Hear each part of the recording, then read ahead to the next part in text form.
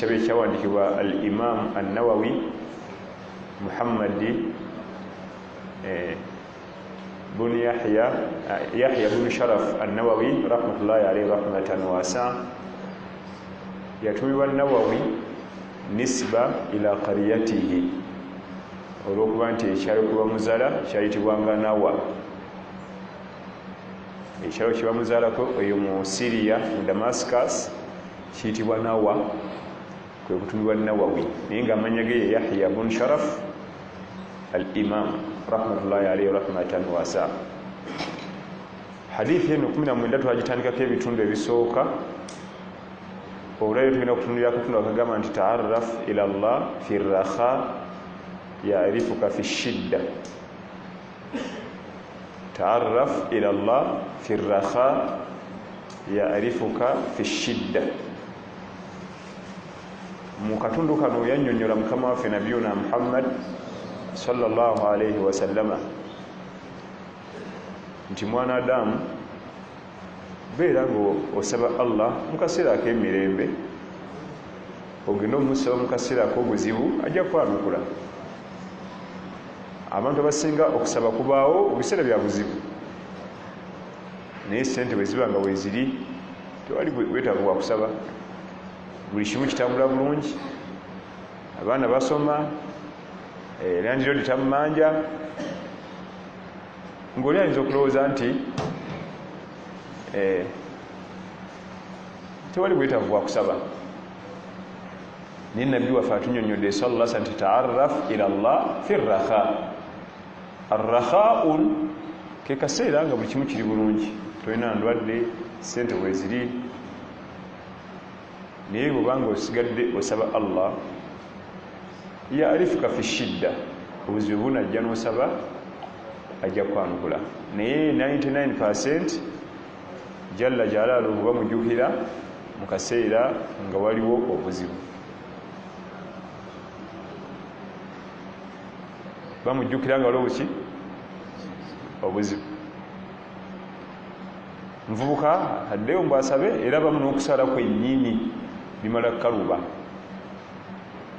nalabanga ebintu bikalubye naga nti badde nolinaku zino sisaala kansaaleko. Abamu ayinza kuba badde asaala eza farada ng'eza sunna temuli, walaba emirimu tegitambula bulungi n'azongeramu. Abamu atasimuku talina layiri, alaba obulamu bukaaye n'assawo layiri. Ta'arraf ila Allah fi rakha ya'rifuka fi shidda. Abamanyi batunnyonnyola Ibn Rajab al-Hanbal fi Jami' al-Ulum wal-Hikam, mu kitabo kye yatuma al-Jami' al-Ulum wal-Hikam, annyonnyola nti gw'okuba ng'otegeera Allah tabaraka wa ta'ala kulimu emiteeko ebiri. Omuteeko ogusooka ma'rifatullah al-'am, okumutegeera yenna, era ng'okutukakatako ffenna kwekuluwa nti ali omu, tirikisinzibwa okujjako ye mulezi waffe, rabbu samawati wal ard, yawaniridde amagulu n'ensi. Ekyo kisookera ddala. Ate okumutegeera Allah okwokuli kwekuluwa ma'rifatullahi al-khas, okumutegeera okweyawulidde kwekuluwa ze sunna. Nongera mu kusoma ku Qur'an, neweekubiriza okusala ku sunna, neweekubiriza okusala duha, neweekubiriza okusoma edduwa ez'ebifo. Nyingira wano waliwo edduwa bweti, nyingira wano waliwo edduwa bweti, nyingira kwebaka waliwo edduwa. Sinasala sunna leero okuva ku makya, sinasalayo sala ya sunna. Ekyo kyeyawulidde buli omu ayongeramu amaanyi okusinziira ku ntegeera ye, tetuyinza kwenkana. Naye ate kuli okusoose okuli amu okubuna tulina okwenkana.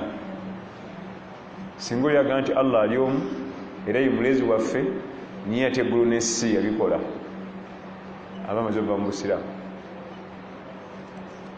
Okutegeera Allah okusooka ffenna kutugatta wamu, ate okumutegeera n'okusembera gyali omuteeko ogwokubiri twawukana. Ensala ya layiri eyooli si eyooli.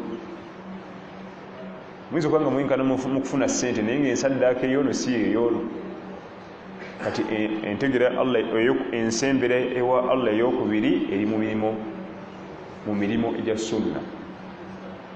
Nsembeddeyo kyenkana kyewa Allah. Awo nno akatundu akokubiri nabbi kategeeza sallallahu alaihi wasallam, ta'arraf ila Allah fi raha, sembera nyewa Allah mu kaseera ak'emirembe, so si kusala layiri mu biseera bya buzibu. Mungu nyamba, ya Rabbi kakati kontene zange revenue zikutte maro zita n'otunda n'okwata ku cash. Basi mu kaseera ako kontene bazitadde okutte ku cash, ogobolola nusu ku nusu, ate wona okuyitiriza ennyo layiri. Obaddamu ne bagikwata luli omulundi omulala mu maaso, oligenda okwanjayo ensonga zo nga Allah muli kumpi. Wali abanadamu ababangala mu bulamu bw'ensi nga Allah tabaraka wa taala bamwesambye, beesambye amateeka ge. Buli weesambye amateeka ga Allah era nawo ate wali ababeera okumpi ennyo n'amateeka ga Allah era naye bamuba kumpi. Ekyokulabirako, alqurubu min alwalidaini qurba, okubeera okumpi ennyo ne bazaddewo bombiriri era newa Allah bakumpi okubasemberera. Kitegeeza si mu kusula, ayinza okuba alina wala nnyo, kuba ali Bulaaya nga gwoli wano, oba nga gwoli e Bulaaya ng'omuzadde wamuleka wano, naye tekitegeeza nti ojja muba kumpi. Omuba kumpi otya? Buli akamukwatako okamanya, ne bwakabanga akaso kamukombye ku lugalo ne wajja otusaayi omanya. Ekyo bayita alqurubu min alwalidain quruba, okubeera okumpi ne bazadde bo ne mu maaso ga Allah oba muli kumpi. Kati emirimu egyo gyetusembera wa Allah, awo tira okwawukanira. Nabbi watugamba nti ta'arraf ila Allah ya'rifuka fi shidda, beera nga ojjewa Allah naye ajja kukumalira nga embeera eziri shadida zikukutteko, emisiiba. Era okujjako akawujjo kano kagenda kunkubya emyasi, nja kwetonda akawujjo kati okundeeta emyasi. Abaninaanye wano nja kubetondera akawujjo, sina mukwano nako. Naam, ya'rifuka fi shidda, ni Allah ajja kutegeera mu biseera eby'obuzibu. Ni Allah tabaraka wa taala nga bw'osembedde gy'ali naye ajja kuba naawe mu biseera eby'obuzibu. Amakulu ajja kukwanukula ng'omusabye mu mbeera ez'obuzibu. Saba Allah tabaraka wa taala twanukule. Jjukira nti obuzibu tebukonkona era tebugaba notisi nti wiiki ejja tujja, tebiringa byabapangisa olabira bulabizaawo ng'embeera ezitoyi. Allah tabaraka wa taala buli womutegeera n'osembera gy'ali ng'oyita mu sunna, kubanga buli wosembera mu sunna ate faradha zinywera nnyo. Bw'olaba ng'omuntu ng'esswala yajjamayo kutawaanya, amanyi gasse mu sunna, bw'ogateeka mu sunna ate faradha ejja kutandika okwanguwa. Nga bw'olaba nti singa omuntu lamanzaani mutawaanya ng'okusiba lamanzaani kimukaluubirira, otandika okusiba mu Monday n'Olwokuna. Ali gino tuuka mu lamanzaani nga training gy'alina amenya mujenje kalu. Sunna ebiseera ebisinga bwe wojjumbira ennyo sunna, faraidu ziba zijja kulekera okutawaanya. Era nga bwatugamba Imaamu Malik ibn Anas rahmatullahi alayhi rahmatan wasi'a mu Madina, bamuzaala mu mwaka gwa 93 hijiriya, yaga nti as-sunna safinati Nuh, sunna za nabbi ezo zolaba zikirako eryatu lya nabbi Nuh alayhi salam. Man rakibaha naja, abalinnya be baawona. Waman takhallafa anha ghariqa, abajima bazikirira. Ze sunna za nabbi zikirako, ziringa zifaanaganako n'eryatu lya nabbi Nuh alayhi salam. Abalirimu ne bakkiriza okululinnya be bawona amazzi, abajeregerera ne beesamba ate baawona amazzi. ne sunna za Nabi Muhammad sallallahu alaihi wasallam ziri yenna zijeregerera nazeesulira ebbali egyenagenda kugijjawo kulwaki anti bwebanga tolina mirimu gya sunna faradha zinafuira ddala naye bwebanga olina teweezamu omuntu asiba mande n'olwokuna buli kanaku okumala lamanzaani okuba bweyaggwa badde azisiiba nga lamanzaani ejyangu ate nnene bwe giba misinde aba alina fitness egy'okumugasa obulungi okugenda mu marathoni eyo wasadde layini nasala duha nasala tahiyatul masjid nasala kabuliya nasala baadiya nasala ate dhuhuri egane eraka ennyo obunya ng'ate ziri zasadde nyingi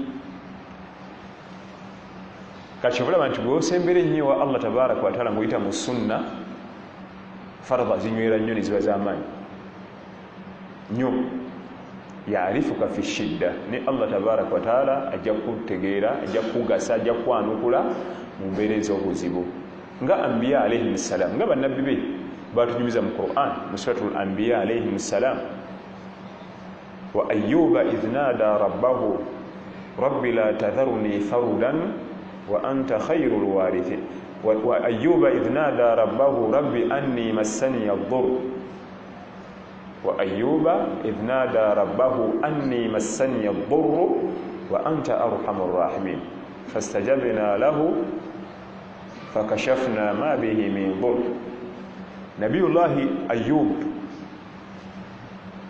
alayhi salam yalwala nnyo nabi ayyub alayhi salam yalwala ebbanga panvu yalina gagga alina emisiri gy'entende alina amafaamu g'ebisolo alina abaana be alina mukyala we nalulungi yalwala ebintu ebyo ne biggwawo nga bagula ddagala emisiri gyonna ne bagitunda ne giggwawo faamu ne bazitunda ne ziggwawo n'abaana ne bakowa okujjanjaba buli omu n'akwata lirye tukujjanjabidde emyaka teri njawulo naffe tulina ebyokukola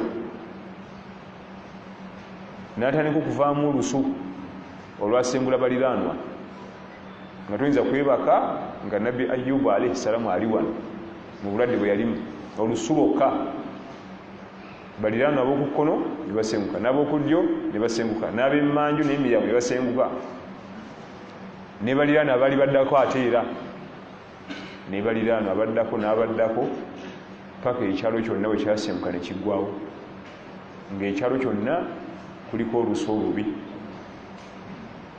ekyalo kiramba ne kidduka mayumba ne gasigala awo n'asigala ku kyalo yekka n'omukyala era ng'omanyi famire ezaali zibaddeko ne sente omukyala n'atuka okugyayo ebikomo bye eby'omuwendo bye baagula luli nga bakyalina sente eby'omubulago n'abitunda alete sente bafune ekyokulya ebyokumatu n'abitunda atundako ekikomo kimu ne balirawo omwaka kubanga byabanga bya bbeeyi ne bigwawo ebikomo byatuuka ne bigwawo n'anoonya ku byalo ebiddako obulimu nga gyagenda emisana n'apakasa obakozesa amasowaani bangoye ne bamuwayo akasente nadde kawungeeze wabba ne balya ekyalo nga kyadduuka nga ku kyalo kuliko migundu embwa ebibe ebityo ebitambulatambula muli bikapa naye oyo nabbi gwe twogerako alayhi salam nabiyullahi ayyub alayhi salam kati lumu omukyala nga bumanyi anoonya bulimu n'afuna lumu abamukeereya ku mirimu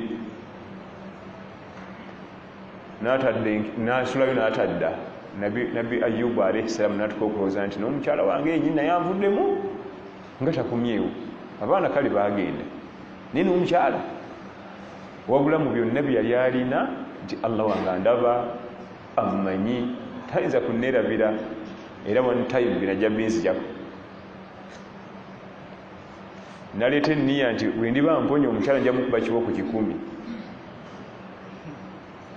mukyala wange n'ansuulirira bw'ati munnange twali naye mu bugagga kati obwavu buzandiseewo kumbe omukyala ono yali tamuleseewo nga omanyi onoonya akalimu yafuna omukozesa n'amukyunga nnyo n'amulemesa okudda eka kwe kusulayo naye ebyo byonna ng'obitadde ku mabbali nabbi ayubu alayhi salaamu yawona. wa ayuba idh naada rabbahu anni massaniya ddurru, ne nabbi ayubu yakoola omulezi we Allah embeera nenyize nnyo naye nkusaba oginzijemu. fastajabna lahu fakashafna ma bihi min dur, nemwanukula byonna nebimujjako. abantu batandika okudda ku kyalo mpola mpola kiwe nayiseeyo naye tekyaliko lusu ntye nebasimuka ne badda mpaka omuliraana owokukona we yakomawo, n'owokudyo n'owemmanju n'owemmiryango ne bakomawo. Naddamu n'agaggawala taimuzi 10 okusinga luli nga tannalwala. Naddamu n'agaggawala n'akubisaamu emirundi emeka? Katugambe tuli yalina miliyoni 10, kubisaamu emirundi 10 ziba meka? Yalina miliyoni meka? 10. Bwe yakubisaamu zifuka meka? 10. Yagaggawala naddamu n'akubisaamu naddawo masimaati. Lwaki? Mu biseera ng'obuzibu tebunnajja yali asaba. Mu biseera ng'obuzibu tebunnajja akyali mugagga, alina efaamu, alina amashamba g'entende, abaana be bali awo, yali asaba. Obuzibu bwajja n'agumiikiriza, olwatekayo edduwa Allah n'amwanukula. Nabbi Yusufu alayhi salaamu bamusiba emyaka 9 mukomera, emyaka 9. Olunaku luyava mu kkomera luyafuka state minister. Kulwaki? Mu kusooka nga tannasibwa yali asaba ng'asemberewa Allah na buli ibaada yonna ennungi. Ne bamusiba mu kkomera ne bamulyaza amaanya n'abeerayo, teyava ku Allah we tabaaraka wa taala. Olunaku luyavaayo yali tazina kuva mu kkomera, baali bamulese kuvunula birooto bya mukulu, n'agwa mu bifo, n'agwa mu bintu nga yakulembera Ministry of Finance, bikolagana n'ebyenfuna byonna ye ali in charge. Nabiyullahi Yunus alayhi salam w'ekyennyanja, Allah tugamba falawla annahu kana min almusabbihin lalabitha fi batnihi ila yawmi yub'athun.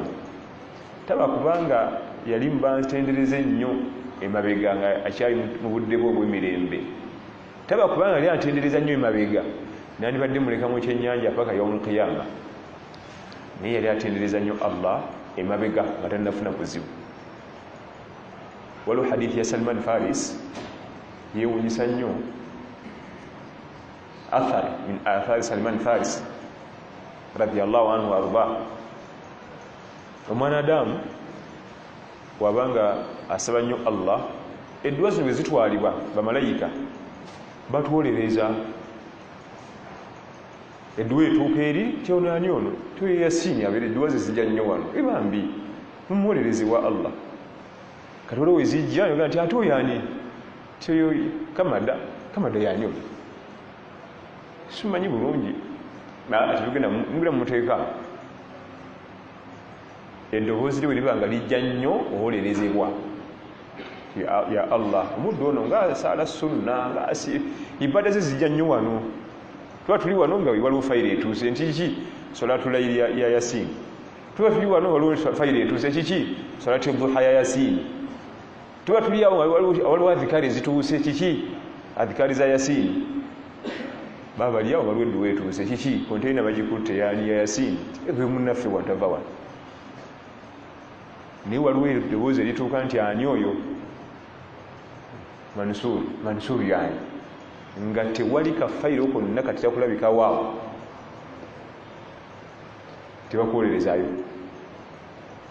tebakuwolerezaayo ali buli kitukumanyi. Kifaanagana nga kujja ku radio Pearl ng'olina obwetaavu bwakakadde. Nange ne ŋŋamba abakama bange ku Pearl nti niwe obwetaavu bwakakadde. Nze tiri kumbuulirizaako, oyo munnaffe tukola naye wano omuwa akakadde. Ate ono yaani taba omufere. Nsoke mubuuza avaawa yaani, leeta endagamuntu. Osula wa, leeta ebbaluwa ya imaamu. Bakubuuza kajjojijoji w'ebigambo. naye ate omukozi waabwe ayo ate bamusaba endagamuntu yaki uyu munnaffe waabwe edduwa zaffe bwe zifaanana kyavudde atugamba sallallahu sallama nga nnyonnyola enkolagana y'omwanadamu ne allah we nti taarraf ila allah fi rraha yaarifuka fi shidda tuuka gyali kaseera kako emirembe webinaakaluba ajja kwangwiza era allah batu batwagaba innahum kanu yusari'una fi lkhairat wa yad'unana raghaban wa rahaba wa kanu lana khashi'in bannabbi bonna bemmenye yali ava kutumiza bannabbi emabega bonna bwenjogeddeko bonna baali bantu bakukola mirimu birungi buli kaseera mu kaseera kabako emirembe tewali bizibu nga balafuubwa n'okukola emirimu emirungi n'okusaba wayadiunana raghaban wa rahaba wa kanu lana khashi'in ate tewerabira tibaali bantu nga bantya nze allah waabwe banga bagonvu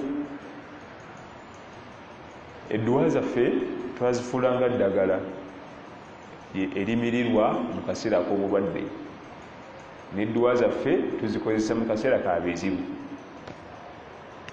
teriyo omuntu ayinza kuba nga ali awo talina wamuluma najjayo amakerenda mpa ku mazima olwokumira amakerenda owali lwakyomira kitewali jogadde bwagazi gyekiri edduwa tezibanga makerenda nti osaba mu kaseera ka bizibu kokka era mu bimu kubiganyisa edduwa okwanukulwa edduwa zaffe kuzikozesanga makerenda agakozesebwa mu kaseera k'obulwadde kokka edduwa bwe ziba makerenda tuba tunazimira nga tuli balamu oba oli mulwadde oba oli mulamu osigala omira edduwa bwebanga egenda kukozesebwa nga makerenda yo esigala emirirwa oba obulwadde buwonye oba bukyaliwo bwemira saata amakerenda go si bwe kiri era bukasita owona khalas ate ogulagaaki taarafa ila llah fi lraha yaarifuka fi shidda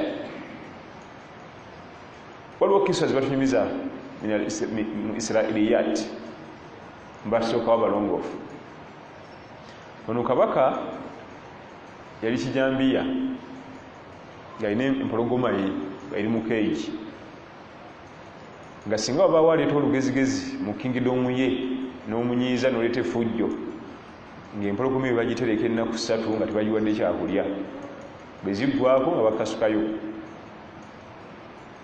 mu magezi amampimpi mu dakiika ntono nnyo wabawo obugumba mpozi n'omusaayi obusamumusaawa kubanga empologoma mu butonde bwayo ne webekkuse teyita ku mwanadamu kate ogisanze nki njala mu butonde bwayo ne webekkuse teyinza kuyita ku binadamu abadan era erina okwambalira naye kakati jjukira ogiguddeko ina enjala yanakumeka 3 kiba kitegeeza mu dakiika ntono nnyo obawo magumba kabaka ono bwatyo bwe yakola nga bamuleetako effujjo n'essagaliko mu kingdom ye lumu nga sheikh omu ku masheikha baali ab'amaanyi ennyo mu bwakabaka obwo ajja amunyiiza nalaba nga amumanyidde nnyo n'agamba abavubuka be nti munseetingira ensolo yange ne bagiseetinga naku 3 tekomba kantu bezaggwako nagamba nti oyo gwe mbamuteeka naye nga nti oyo sheikh bwe gwogamba okuteekayo sheikh mumanyi waffe ku kyalo kino nagamba nti gwe mbagambye mukoleki asanyisa okundaba mukamwa jjukira nti kabaka tebamulaba mukamwa nammwe mwagala kundaba mukamwa amakulu nga nawe bebagaana nawe ajja bateekayo nga basitula sheikh nga bamukasukayo mu kakeegi ne baggalawo omu ku basajja aba ayitawo n'alengera mu katuli nga sheikh asaala waisa ekiseera sheikh ng'ali mu kusaala ali ku sujuudu ng'empologoma etudde awo najja n'asembera n'alingiza naga nti ya subhanallah okufa twataddeyo omusajja ono tannakwatwa nakuwadde omutaagula nadduka n'ayita banne ne bakiraba ne bagenda ne bategeeza amagulu nnyono nti ssebo oli sheikh gwe tugwagaye tuteekeyo tannakwatwako wadde olwala n'olu nti balumwiseeko bwe bati kabaka naga nti tekiriiyo era tekirisoboka munnimba najjawo nga mwali ali mu kusaala naye nga bw'otunira ekifaananyi ekiri mu keegi munda, sheekh ali mu kusaala alina bodegaadi omukambwe ennyo amukuuma, tugeza omusemberere, nga kyekifaananyi ekiriyo, ng'empologoma engeri gyetuddemu eraga nti ono teri kukwatwako, ali mu kutendereza Allah. Yenna ayagala omukwatako gwe malawo. Bwe yamaliza esswala ne boogeraganya naye abali ebweru wa keegi nti ssebo mukulu, kyotulazeeko kimala, twali twagala ofulumeyo, tugenda kugulawo akajji kano naye yitawo misinde. Jjukira nti wadde kale empologoma yaabwe naye ate nabo esobola okukola ki? Okuba malawo, kubanga eri nsolo. Naga nze siva wa mukwano gwange wano, nafunye mukwano gwange omupya nkyakwata mpozi nga nzija naye, naye kefuluma yawo bweti waliwo awona. Ne bamwetondera, ne bagiwa ebyokulya ebirala, ennyama ne bagireetera ennyama ne bagiwa, n'afulumayo. Kyewunyisa nnyo Magulu Nnyondo ono, n'amubuuza nti mukama wange njagala ombulira ekigambo eki, ensolo eyo wagikoze eki? Tekibangawo mu byafaayo wano mu Lubiri kuteeka muntu mu keegi omwo naweza eddakiika 2 ng'akyaliwo, oba Magumba. Kize kitya? Nabaga nti nze mwantaddeeyo neesigamira Allah tabaraka wa taala, n'ensoma etteeka eriga nti wasbiru li hukmi rabbika fa innaka bi ayunina. Kaakati nolindirira Allah kyagenda okusalirawo essaawa zino oli mu maaso ge, oba ekulya oba ekuleka. Ekyo kimu. Ekyokubiri, ebiseera byange ebisinga nsaba nnyo Allah mu biseera byange eby'emirembe. Kati obuzibu bwazze ne mugamba nti Allah wange, gwe wange bujo gwe gwensaba, sina mulala. Omusajja wuuno ddira antadde wano, teyamukwatako. Omuntu yenna asembera ennyo wa Allah tabaraka wa taala n'amutegeera mu biseera eby'emirembe, naye mu kaseera ak'obuzibu amutegeera. N'ensolo eyandibadde ey'obulabe nga mu butonde ensolo ya bulabe eri omwana Adamu eyinza okufuuka ey'emirembe. Naye ate omuntu eyeesamba Allah n'ensolo etamanyikiddwa nti ya bulabe eyinza okufuuka ate hostile. Ng'embuzi, yoga nti embuzi yamulime n'afa, nti embuzi nga tekimanyikiddwa. Embuzi obubuzi. Omuntu eyeesamba Allah n'ebisolo ebitali bya bulabe, bisobola okufuuka ebyobulabe gyali. N'enkoko okutema bwete ekubojja ttapu nekisigala mu byafaayo nti enkoko kirabika baawoze muloge balimba edoddogo.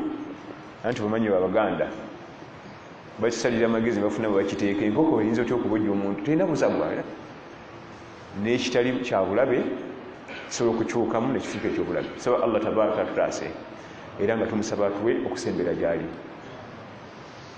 Ekyo kisobodde okuba nga twejjukanya olwaleero mu hadithi eyo. Wiiki ejja tujja kuba nga tumalako hadithi insha Allah tabaraka wa taala. Naam.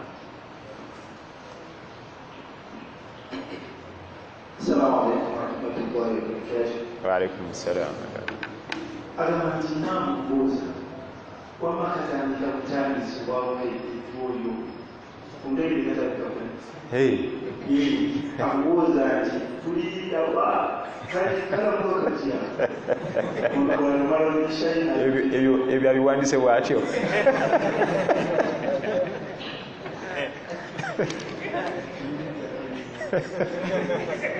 Katandika butandisi tuliriddawa.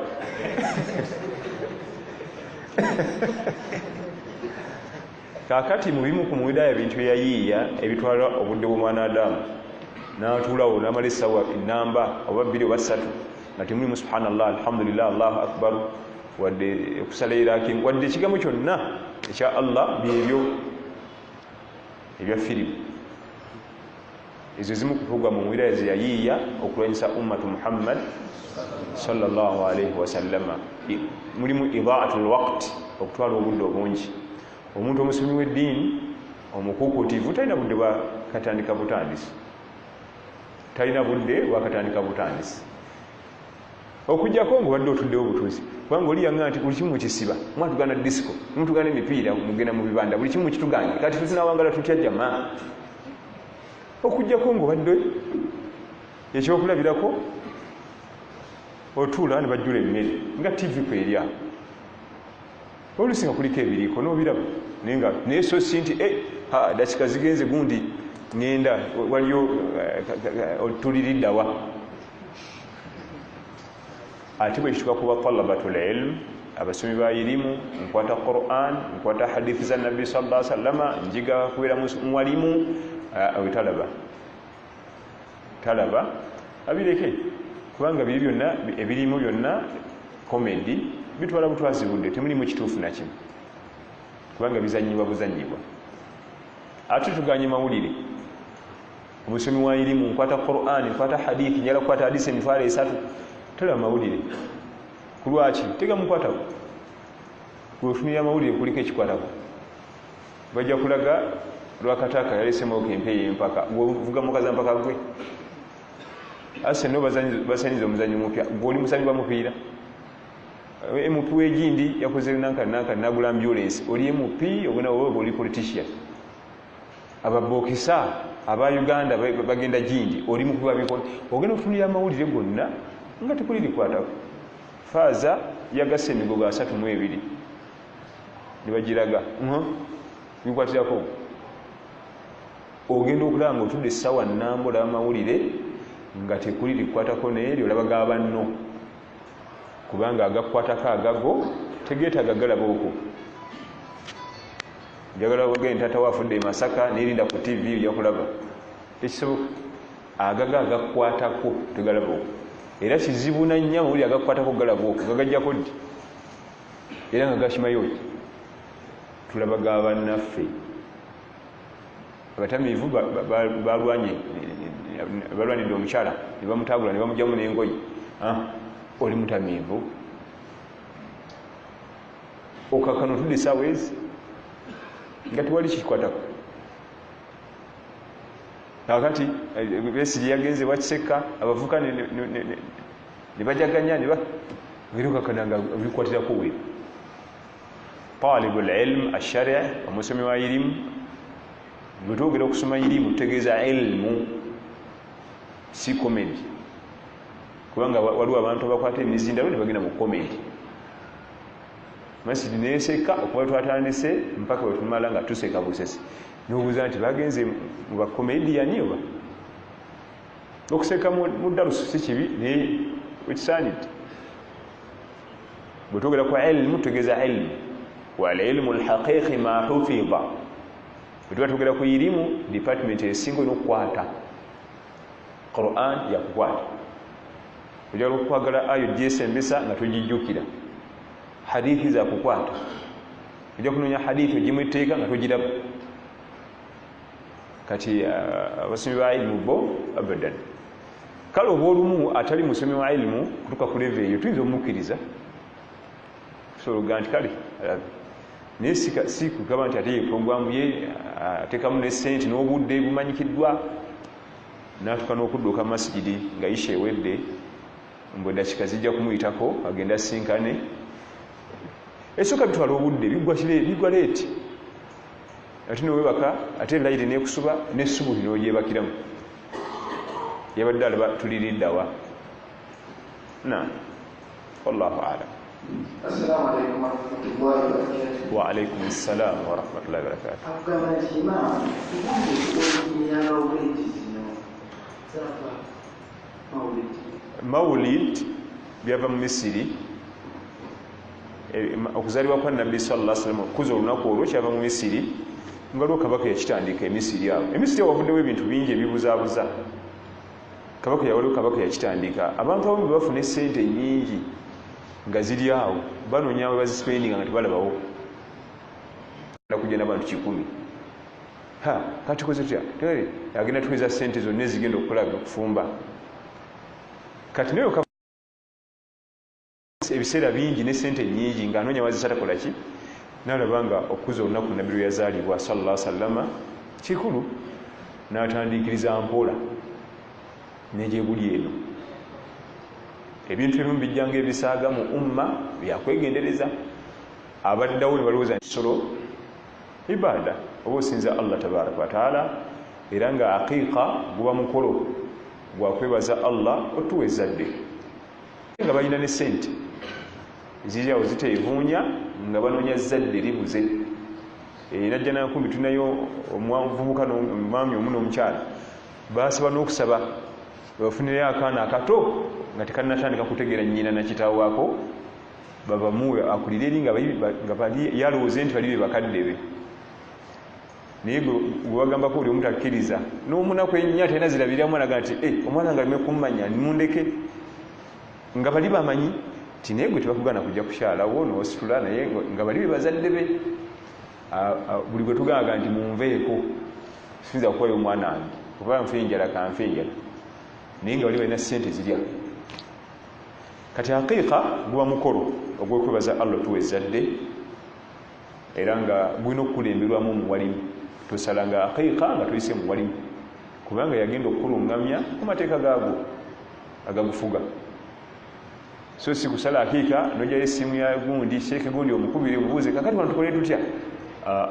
Funa sheekhe agenda okukulembera omukolo. Ekigendererwa ky'okusala tulise ku banaku, tulise ku banaku. Abanaku abo gy'okumya okuliisa ku banaku obulamu bwo nga bujjamu emiikisa nga bwe twagaliza omwana waffe emiikisa. Tusala nsolo ya mbuzi, si ndiga, si nte, si ngamiya. Lwaki mbuzi? Mwanti mu bisolo ebyo yesinga okuba n'emikisa.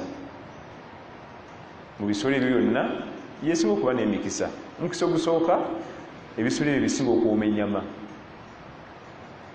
Ente, embuzi, endiga, engamiya, embuzi yesinga okuwoma ennyama. Omukisa ogwokubiri amata gaayo gasinga okuwoma mu bisolo ebyo. Omukisa ogwokusatu y'ensolo ewera amangu nga mu kulunda awo. Engamiya erwawo, ente ziwera mpola, naye embuzi otandika n'embuzi 2-3 awo nga nsaaga mu myaka 2 bayinza okugobawo otumalira bwekifo muntu bututamwanya bubuukabuuka buddamu. Ate era mugimu ku mikisa gye buli n'emirala okubulabirira kyanguwa. Oyiwa buyiyaawo mu lujja kubanga wadde olina ennyumba eri mu kikomera oyiwaawo ogwokola bibyo. Ate endala nzibu, ewaka zonoonawo. Endiga ejja kutumira abaana bonna bamalewo bamenya amagulu. Ente weerinnyirira wonna wonna wafa. Ate engamiya yeeyina emputu tunulira bwetu netunulira sayizi ega naye ntajja kunfuga ono. Ekutunulira nega nti eyo sayizi tajja kummanyiira negaana. Era kyobola bannabbi bonna alayhim salaam balundanga ne balundanga mbuzi nandiga, tebalundako ku ngamiya wadde ente. Mbuzi nandiga, mbuzi okusinga ddala mbuzi. Katusala mbuzi okwebaza jalla jalaaluhu tabaraka wa taala okutusaddakira ezzadde. Naye nga tukubiriza nnyo nga tolina kuteekateeka aqiiqa sooka ofune sheekhe akuwa olunaku lwanaabaawo, tomuwa ggwe, ye aba akuwa. Bwamala okukuwa ajja akulannamye titutambula bwetu ne bwetu. So si kumala kutandika kukola mukolo n'olwoka okuba essimu walonda ddala ennaku z'omwezi oyisa abantu bo ate taliiwo, oba tofunye emikolo gyonna egy'eddiini kulina okubaako abawalimu basobole otulungamya. N'obwegula gwambaga nga tugaba mwana waffe muwala oba mutabani waffe agenda kuleeta muka mwana, kulina okubaako sheekhe atulungamya. Naye ffe tuddira bali abongezi b'oku mikolo bwe batulungamya ne balyoka bakyamyaffe. Yasaba ennyimba zibagenda okukuba kati awo bakube luno bwe luti. Kati awo baleeta omugole bakubawo luno, oba baleeta kino bakubawo luno. Kati bano bwe baddako atulungamya atutwala mu bubuuze. Kulina kubaako sheekhe nga yalungamya. Wallahu alam. Ke katonotono kukolagana ne aqiiqa. Naam.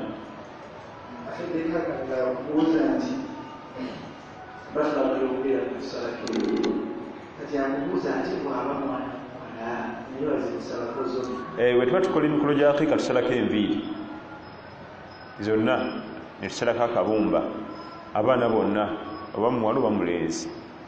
Enviiri zajja nazo tutuka ne tuzijjako zonna ne tuzipimamu essente ezizivaamu ne tuzisaddaaka tetulina minzaani ejja pima bugulaamu obuzito ye niyo osobola okuteeka mu katambaala ani alina katambaala kirina osobola okuteeka mu katambaala n'ogeraageranya booti enviiri tokanyiga ate kubanga era bwonyiga bubuliramu kati n'okukwata akatambaala kanoteekamu ssente n'ogeraageranya nolaba nga bwenkana ssente zino n'ozisaddaaka oba gwe n'osalawo obusazi nti enviiri tuzisazeeko naye tujja kusaddaaka muwendo gwa ssente bwe guti naddala nga Allah akugaziriza ensawo liyunfiqu dhu sa'atin min sa'atihi eba ensawo ngazi waayo mu bugazi lwaki byonna bino tubikola omwana waffe onazze mu bulamu buno obwensi si bwangu obukombyeko tumwagaliza afune obulamu bwangu at least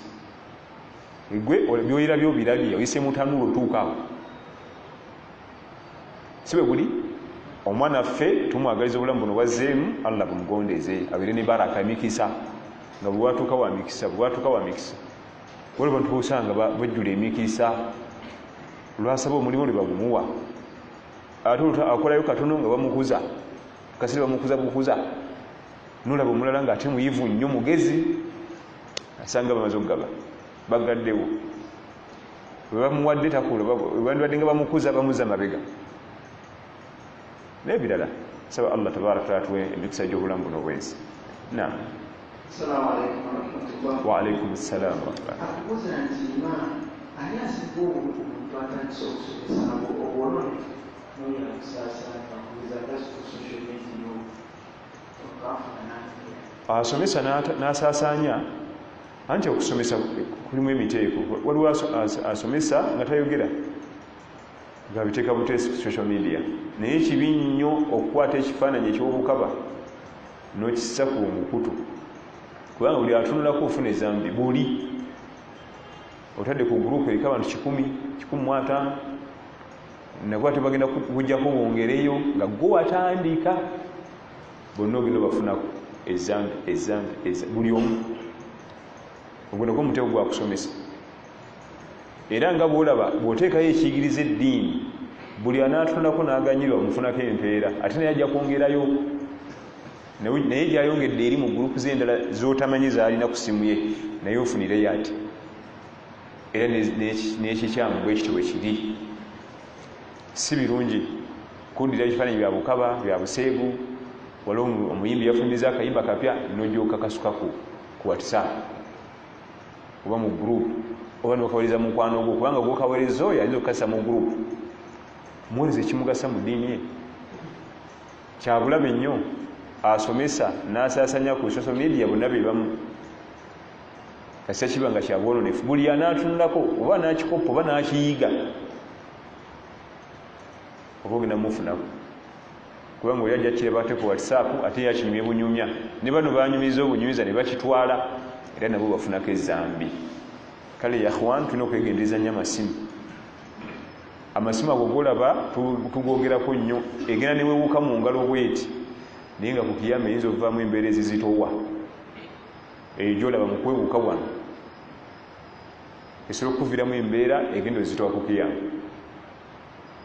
okolerako emirimu gyo n'osanyuka oyogedde n'abalibwa ne bakweza ssente kuno n'osanyuka naye eyinza okuleeta amaziga ku kiyama enkozesa y'essimu eyinza okutuleetera amaziga ku kiyama tugyegendereze tutya ebintu byoweereza abantu bigwana ate nabamu alwanyisa busira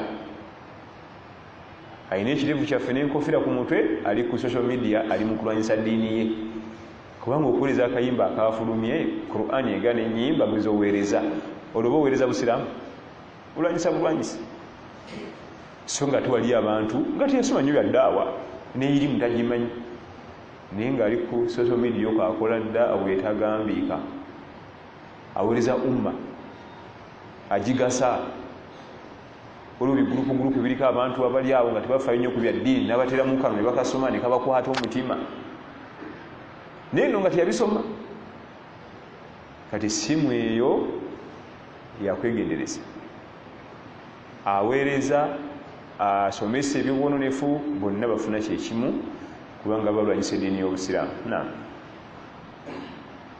Assalamu alaikum. Wa alaikum assalam wa rahmatullah. Akuza nti okwawulanaku obusiraamu bwavaava era kukusandikira ategeeza kwawukana mu masaili wasahaba okwawukana mu masaili ekyokulabirako nti samia allahu liman hamida emikono giddawa wano oba wano agwe mbaita masala olw'omukaaga balusiiba tebalusiiba byavaawo ebyo byonna nabbi yabyogera biva bijja bitya bijjira madhhabu amadhhabu kyekiki irimu eno nga nabbi akyagisomesa sallallahu sallama ng'asomesa basajja be ebigambo byabanga kiriya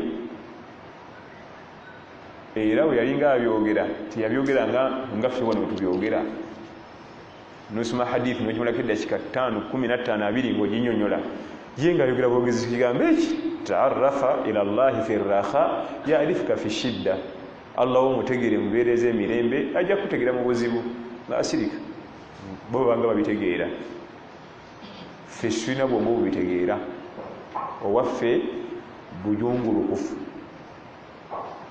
kati allah addamu aweereza abamanyi badde mbabigaayemu kati mu kugaaya enjawukana we ziva tegeka bulungi mu kubigaaya awo wava enjawukana kubanga balinga babigaaya balina nga otubulira nti wano nabbi yali ategeeza ki sallallahu alaihi wasallam wano nabbi yali ategeeza ki imamu ahmad n'ategeeramu kirala ne shafi n'ategeera kirala olinaga nze ndi ku mahadhi ga bugayi nagenda n'ebigambo shafi bye yagenda nabyo madhhabu kiba mu dhahaba akakawalabu akannasari tukamanyi dhahaba kitegeeza ki agenzi kati muva madhhabu nti imamu shafi yagenda nekino ate Sheikh Ahmad n'agenda nekino mu kugaayamu awo ngenda kuletayo hadithi emu nkulaga abasajja nti balina obwongo abasajja balina kiki obwongo ate ffe situlina nga ffe bwe batebalize mu bigaaya osigala mu bitaala hadithi ya Aisha radhiyallahu anha tugamba nti nabbi agamba sallallahu alaihi wasallama la salatan bihadarati ta'am tuyimirizawo sala ng'emmere etuuse wala wahuwa yudafiuhu al akhbathan era tuyimirizawo sala ng'olina ekimu ku byetaago by'emmanju nabbi n'asirika n'agenda fiwet kasita emmere ebanga bagireese ogirabakaawo tosaala oba amazzi gakuluma yalagenda mmanju ate bakimaswala tosaala genda emmanju oba olina longokoolo ye nabbi yakomaawo kati baimamu shafi ne batandika otugayiza yali ategeeza ki olw'okuba nti omwana adamu ayinza okubeera mu swala nga alowooza mmere ebirowoozo nga bikyali ku mmere nga ate ali mu swala eswala neekendera empeera kiyali ategeeza olw'okuba nti ojja kuba oli mu swala amazzi geyongera okukuluma obeere ku matiitiiri yaladde eswala eggwadde amazzi gampitamu naye ebyo mu hadisi mwe biri wali kati bashafi ba ahmad batugayizaamu kibano yali ategeeza kino naye bo bali yayogeranga ekigambo eki ne bategeera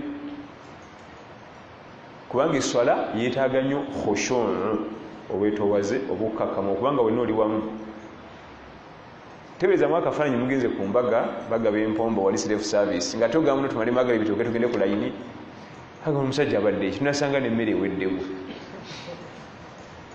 lindako tumale okufuna emmere yaffe n'empombo zaffe magala tunagikola ki hatta oba egenda kuggwako eggweko okusinga okugisaala ng'omwoyo guli eri dudde okulya ku mpombo ono alesi bya kusaala abasajja bali eri mu kufuna bwatunulayo bwati alawo balayini ekyaliko ebyo ekyali swala kati basahaba balinga babitegeera mu basahaba titiri tosaala nga bajjudde emmere oba nga olina ekimu ku byetaago tosaala nasirika sallallahu alaihi wasallam fe baimamu Shafii Allah n'abatuleetera nga bwolaba omwana omuto ng'oyagala aganyire mu kikajjo ng'omala mumugayizaamu n'omwana namuki Allah yaleeta abasajja bo ne baddamu ne babigaaya. Kati mu kubigaaya awo nabbi yali ategeeza ki wano ne bafunamu okwawukana. Shafi ng'alaba kirala ne Ahmad ng'alaba kirala. Era mu hadisi eyo yennyini Imam Shafi atugamba rahmatullahi alayhi rahmatan wasa, si buli mmere gye bateekawo awo nti ekutwala ebirowoozo. Bwe tekutwala ebirowoozo saala ate ago madhabu ga Imam Shafi yalaga nti basobola okugijjula n'osaala. Naye bwe banga emmere gye baleese yemu ku mmere ekuwoomera ekutwala nnyo ebirowoozo ate sobola osaala. Oba oluusi sinzira n'embeera yo yennyini oyinza okuba enjira tekuluma ng'olyoke wenaalira wenaakola ki kamala okusaala. Saati waliwo okubanga obadde oli bubi aga nti asobola osaala. Abo bava madhabu nkenenula y'amateeka mu hadithi. Naam, ye Imam Shafi era madhabu ge bw'okoonako mukyala ng'olina wuzo ekuggwako ge madhabu ge. Ate baimamu banna abalala bonna bakigaana aga nti bwe yali avunula ayega nti awula amastumu nisa, bw'okoonako mukyala alamu tajidu maa ng'amazzi tegaliiwo. Eye Shafi alaba nti kasita omukoonako wuzo bwekuweddeko. Ate nga ali ategeeza mulamu suwano yali ategeezamu jima kuba naye mu buliri. Abamanya baimamu banna abasatu Ahmada, Maliki ne Abu Hanifa bo bagamba nti si kyekyo. Yali ategeeza kuba naye mu buliri awuzo bwekuweddeko. Naye bw'omukoonako bwekkupa osigala olina kiki. Era kyolaba bakitaffe lwakuba musanze madhabu malala.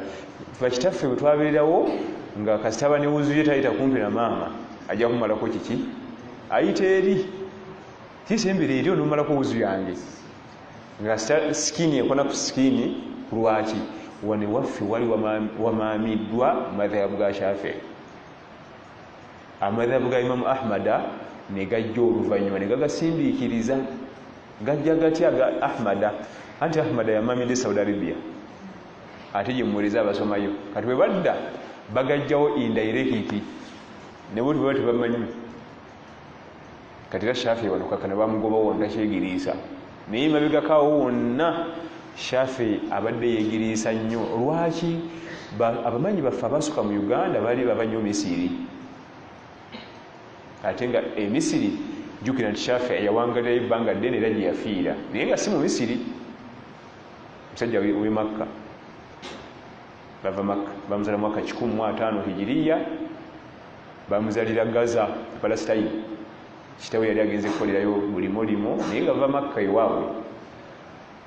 Ye yagenze Gaza nga bw'ogenda e Juba ne mukyalawo. Ogenda nti ovuga boda e Juba ofuna ssente empya n'enkadde n'ogenda n'otuukayo nga tebifuna n'okwata mukyalawo n'omwana wo ne mukomawo wano. Naye nga Shafi yabadde amadhabu ge gabadde nnyo wano mabegakaawo nnyo. Kasita mwaleeta abantu mubasindika ebuwalabu basome. Bwe badda wano badda na madhabu ga Imam Ahmad bun Hanbal. Ate we Baghdadi ye ava Iraq bamuzaala mu mwaka 1064 hijiriya. Imam Ahmad bun Hanbal okuva mu Baghdad musajja mu Iraq rahmatullahi alayhi jamia. Ekyo kyekinza okunnyonnyola ku njawukana zajja zitya ziva mu kukenenula wano. Mu kaseera mukenenula abamanyi ne bajja balaba ebirala. Onaategeera kino n'agenda n'ekyo, onaategeera kino n'agenda n'ekyo. Ge madhabu tuli fenna. Era gwe bayita omumanyi tanyigiriza bantu ku madhabu ye ge yategeera nti olina kukola kino. Guyinza okuba wategeera ekyo naye nga nze ate ono yammatiza ne mpulira nga ekyo nekyo kisinze ku kikyo. Ekyokulabirako emikono okusamya Allahumma alhamdu agiddawa. Abamu bagamba wano abalala bagamba wano. Ku lwaki? Anti hadithi yagamba nti mugize mu kifo kyagyo. Kati enyinyonnyola hadithi yagamba mugize mu kiki? Ekifo ky'emikono ekimanyikiddwa mu bulamu bw'omwanadamu kye kino. Si bwe guli? Ate otugamba kyekirala. Kati ate olina akugamba nti yali ategeeza mu kifo kyagyo muswala. Ekifo kyagyo muswala bwe kyabadde. era nakugamba nti niwegabira magye nga muli ku parade baga nti emikono mugize mu kifo kyagyo togikasuka bukasusa oti bakubagwa emingo gyakuna ekifo kyagyo mu magye niwoba ovuga mumoroka kaya nti emikono gize mu kifo kyagyo ngaotasiteringi muwedde kale ogenda okulaba ate nga nona alina poyinti nti yali ategeeza emikono gidde mu kifo kyagyo obwedde ekifo ky'emikono kiriwa wano nza otonzijaawo ate naye ate agenze ne kale simunyiigira kubanga noli annyonnyodde hadisi yemu kati mukenenula wano oba ntegerekeka agubate amadhahabu ono imaamu nalaba kino mu hadisi yemu no nalaba kino mu hadisi yeki yemu enjawukana we ziva mu irimu naye olwoga osanga naga nti nze njagala bya nabbi lwaki muŋambi bya imamu Shafii saagala muleete bya nabbi byokka byenjagala wano onoobitegeera ssebo obwongo obwo naabitegeera bagikusomera hadisi bagikuteerawo nga Shafii tagyenyizeemu Ahmad tagirabiseemu noobitegeera tojja kubitegeera katuva kusoma kwa hakiika lwaki nabbi atugala kusala mbuzi sallallahu alaihi wasallama olw'emikisa egirimu naye bageya binyonyola abamanyi babitulaga nti embuzi ne baraka emu emikisa gyegino naye ate beyalinga agamba bo nga babitegeererawo wootegerera nti baali bategeera yajjanga n'asoma essuula tugambe enajimi nga Jibril agimuleetere n'agiyitamu lumu nga bwe tuli wano agenda otutuuka ewasemba nga buli ali awo ekisolo giddamu kisoboka leero najimi wanajimi idha hawa ma dalla sahibukum wa ma gawa agenda otutuuka gyesembera nga buli atunda wagikola ki kakati tugezeeko edduwa ya layini bbiri yokka tegendamu mu mutwe gwaffe era omala kuddayo n'ogiyimbirira n'ogiwa wiiki nnamba ate ng'ogikubyeko ekifuba n'olyoka etuulamu bali nga babikwatira eyo kirasi yemu naffe olyoka ogemu njagala bya nabbi tojja kubitegeera era nga oyala obitegeera ojja kuyitawa Ahmada Shafii Maliki olyoka obitegeere waliwo hadithi ya Shaddad bun Aus Abi Ya'la Shaddad bun Aus radiyallahu anhu erimu okutta obulungi wa idha qataltum fa ahsinu al-qitla bwobosse tabulungi Sheikh Uthaymin n'agamba nti okukwata hadisi egaana okukwata emmese n'amasanda akenenula mu hadisi eri etteeka n'agamba nti okukwata emmese n'amasanda kiri haramu kubanga atugeiwa obotta tabulungi ate bwokwasa amasanda obose bubi erwana ekowe ennyonta enjala kubanga bwegwako bweti ngaetandika okukolaki okulwana ngaeyongeramu amaanyi ate amasanda bagakola buli gyekuma okulwana gyebakuma okunyweza wano kisanga nga yonna ebase kuli bweti n'omutwe gulambadde bwegu tesobola kwenyenya olwose bulungi nagagoba naye mu hadisi mulimu n'amasanda gemmese kibate okukenenula akenenulamu amateeka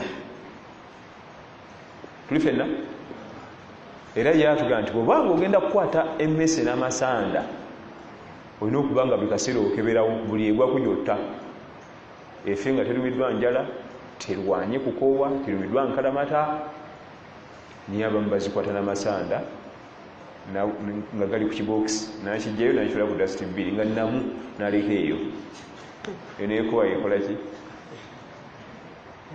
esooka lisasula kuvaako ekyokubiri yatadde mukasana kwegamba obutemu butagambika kati ebigambo bityo bitambula eyo batayirimu hadithi nabbi yajogera nga bwati ng'ejjuddemu ebintu bingi nnyo bali babitegererangawo awo wennyini fe obwongo obwaffe ne bwekibaba ekiri mu hadithi oba tokirabamu mpaka ng'omumanyaze n'abikenenuliramu nagaa nti hadisi inu yennyini gyosomye muli etteeka eryo liikyo okusinzira ku ntegeera bweti ne bweti kino kiyingira wano ekibuzo ekisembayo inshallah taala. Assalamu alaikum warahmatullah. Alaikum assalam. Wanakubuuziza nti imam mumukose mutya ayita ye yategedde kukinenyenya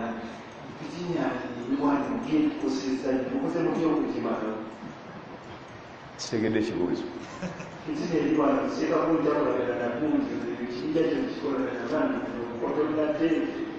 Kakati ekisookera ddala abawalimu balina okwebanako fitina ebaveemu.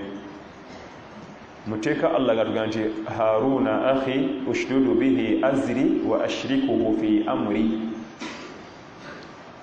Nabiyullahi Musa alayhi salam yali agenda okukola da'wa nga Allah mutumye ewa kijambi ya Firaun. Yamusaba nti ne Haruna anyambeko tugende naye. Naam? Muganda wange Haruna ankwatireko tusobole okunywera babiri. Abamanyi batulaga nti Nabiyullahi Musa alayhi salam kyeyali asaba bagende ne muganda we mu da'wa, bo bennyini balina kusooka kukwatagana ogasa da'wa. Ushdudu bihi azri wa ashrikuhu fi amri. Mumezi abeere nange anyambeko ku nsonga eno. Tulifenna ebyegabego bigatta bwoti munno n'omukwata ekibegabega omukono olukokula lubingira mu luli n'okwata n'ono olukokula lubingira mu luli, muba bazibu nnyo bakuyuzaamu. Nabi Musa kyeyali asaba Allah tukwatagane ne muganda wange Harun bwe tuti twenganga omusajja. Bamulekayo waggulu era bamuseseetula, yali muzibu nnyo. Lugaba magye ali okay, ebiragiro bizitowa, aludde mu buyinza, security yonna mumu yali yeefuga dda Misiri yenna. Naye kasita banywera abawalimu bonna ogasa umeno mu da'wa balina kukwata bwe batyo, omukono gwingire mu mukono gwono n'ogwono banyweze bwe bagenda tugasa. Naye kasita bata oyo shaitan temuli makulu, kakati oba yasoma bwoyo talinyangako na kusomera balimba, temugenda tugasa, tebagenda kugasa. Era fitina zaffe ezisinga ziva bawalimu ne zidda mufe abatali, kubanga ffe tukwata emizindalo tujja buzi ku dhuhuri nga tutula nga tukutunuulira nga tugamba ebibyo, nga tukoma okwasulinga n'oli agukwata nga tumutunuulira nga naye atugamba ebibye ng'afuma mu nnooli nga tukoma okumagalibi. Abawalimu be baliko kalonsangulira kubanga bakwata emizindalo gino. Nze neetundira mucere gwange nzize kusala dhuhuri nga ntekamu ebibye, nga ndaga obujulizi obulaga nti gundi oli mubi nnyo nga mmatira. Kati ono gwentunda naye omucere muliraana ate naye amatidde mwalimu oli, naffe nga tutandika okwesojja wano. Bawalimu ofiisi eyo Allah walisaasira neetereera, naffe bansuubula wali wakisekka, insha Allah tujja kutereera. Abawalimu okugasa da'wa balina kuba nga bakwatidde wamu ne beegatta. Ekitali kyo tukosa bukosa. Emikisa gy'okugasa gifa netandika kukosa. Era ng'omuwalimu akwata omuzindalo agenda okumala ng'olwo balina okugenda mu makomera. So nga twandibali tusuubira nti yandigenza okumala okwogera ng'abali balina kubata buti. Naye ate twongerayo bwongere olw'ebigambo. Saba Allah tunyweze. Ago ge mazima. Naye byonna ebyo bi'awnihi tabaraka byetulira kantu ako al-bu'du kullu al-bu'du an kitabillah.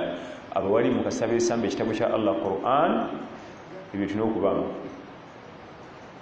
Omuwalimu yenna ng'okwata omuzindalo naye ng'osobola okubona essaawa 24 twetunuddeko mu Qur'an, ekisinga obulungi obuwalimu litayalinga ogenda ogezeeko ewalala. Omuwalimu okumala essaawa 24 atanudde mu Qur'an wakwatira omuzindalo atukosa bukosa tatugasa. Ebigo byagenda okwogera bitukosa bukosa ebitugasa. Essaawa 2 mwezi lwe lunaku olwo. Kaakati ate ffe wano tuli mu wiikisi, myezi. Just essaawa 2 mumeka munnya omuwalimu akwata omuzindalo mu masigidi yonna nti ninene ejjuza tejjuza okumala essaawa 2 munnya tatunddeko mu Qur'an aba alina tukosa bukosa. Atulungamya atulazaako. Bw'oyinza okuba n'edduuka lyo wojja ekyokulya wojja fiiza abaana ng'obona essaawa 2 munnya tutuuseewo neyongera endala 2 munnya n'ennaku 3 nnya nga tolinyawo. kati enkya jangu nno kimefiziza abaana zigenda kuvaamu kiba kitegeeza lwonojja ku dduuka ogenda kutabula ogenda kwonona mirimu si bwe guli lwonojjayo ku dduuka ogenda kututabula era buli omu alaba wajjaako okulya yeetooloola buli kaseera ne ku sande tafisayo essaawa emu najja naggulawo kunaatulamu awo bwe tunuulira engeri gyolabiriramu omulimu ogwo ngeri gyogulabiriramu ne ku sande waakiri awaayo essaawa ki olaba bagenda kuziika nagamba kansikwentiko ku dduuka nzigulewoku katono nankani olweko ngende koleki ebintu byakulabirira Qur'an hudan linnas Allah akiteekawo nga kulungamya eri abaana Adamu kati bwagala tutwala eri obulungamu olina kulabika nnyo mu Qur'an bino bye mbagamba bya kiwalimu tulina amadarasa gaffe ge tugendamu bawalimu gabaayo semina z'abawalimu naye tubibagamba tuli banafu nnyo eri Qur'an al-Karim kyova olaba tukosa nnyo kubanga tuli bbali waayo netogera gataliiko nfuufu natumiza ebintu byomu yabirabye ebyo natulira byabye mu paaka enkadde n'avaayo natulira byabye obuntu obubaza obwa comedy bwakuteeka ku WhatsApp obusesaasesa nga Qur'an message eri omwe etagambika tolina gyogiraza nga mmaliriza nkuutira omwoyo gwange ne bawalimu bannange okuba nga tufuna obudde bwa Qur'an bwe tuga obudde bwa Qur'an wekka eyo mu nnyumba yo wekka otuule osome otuule osome kwata mutwe soma tuyinza kugamba omuntu oti asoma Qur'an buli kanaku omwezi negwali myezi 3 ena nga buli kanaku asoma nakwata omuzindalo guno najja amalaga mu bantu kiri kyokka ekyokuba nti wa Qur'an kimushepinga kati waba biga bitakyasula kuva mu kamwake nga babimusalako